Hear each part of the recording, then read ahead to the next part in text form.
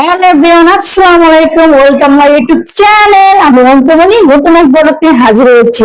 আজকের ব্লগটা খুবই ইন্টারেস্টিং, আপনাদের দেখার জন্য অনুরোধ করব। আজকের ব্লগে আমি আপনাদের সাথে দারুণ কিছু কথা শেয়ার করব। অবশ্যই আমার ভিডিওটি সম্পূর্ণ দেখতে হবে এবং পাশে থাকবে। গাইস দেখেন, চশমা পরেছি, দেখেন তো আমাকে কেমন লাগছে, দেখি রিয়েল নাকি ফেক।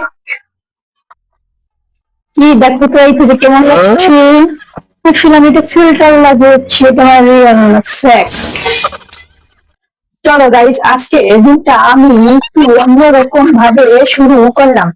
আসলে এটা আমার রিয়েল ফ্রেন্ড, দেখো তো কিরকম মাশাআল্লাহ। আগের পেজটা ছিল ফিল্টার, আমি নতুন টিকটক ইনস্টল করেছি, তারপরে আমি ভিডিও করেছি, তাই দেখলাম আসলে কিরকম লাগে।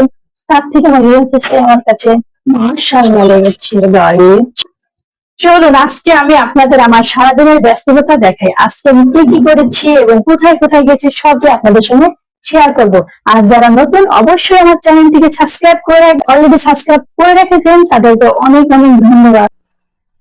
গাইজ এখানে আমি গরুর মাংস সরি মুরগির মাংস নিয়েছি। ময় মশলা, গুঁড়ো মশলা, এই ধরনের সব ধরনের মশলা দিয়ে ম্যারিনেট করে রেখেছি। মরিচ কুচি, পেঁয়াজ কুচি, দারুচিনি, এলাচ, তেজপাতার ভিতর সবটুকু মাংস দিয়ে এখন কষিয়ে নিচ্ছি কিছুক্ষণের জন্য। এরপর আপনারা তো দেখতেছেন চিংড়ি মাছ, ডিম এগুলো ভেজে নিচ্ছি।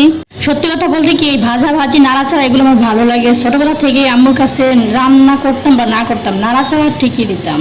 এটা কি চাল কুমড়া, চাল কুমড়া না মিষ্টি কুমড়া, যাই হোক গাইজ, এটা এখন আমি ভেজে নিচ্ছি। যাই হোক গাইজ, কালারটা কিন্তু দারুণ।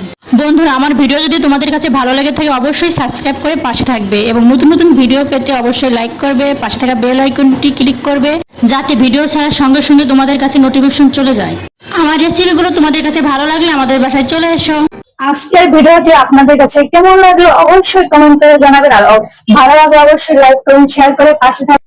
দেখা হচ্ছে নতুন একটা ব্লগে নতুন এক চমক নিয়ে। ততক্ষণ পর্যন্ত আপনারা ভালো থাকবেন, সুস্থ থাকবেন। আল্লাহ হাফেজ।